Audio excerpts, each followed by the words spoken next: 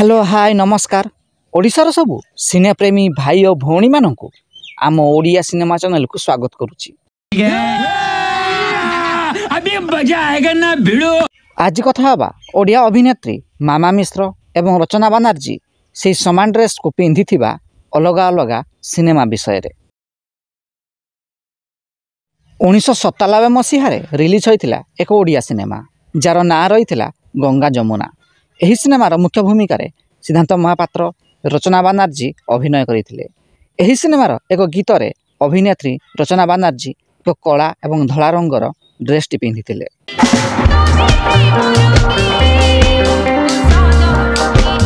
एहार 4 वर्ष परे release होइतिबा Odia cinema धर्मदेवता रे एही समान कला एवं धला रंगर ड्रेस टी पिंधिथिले अभिनेत्री मामा मिश्र।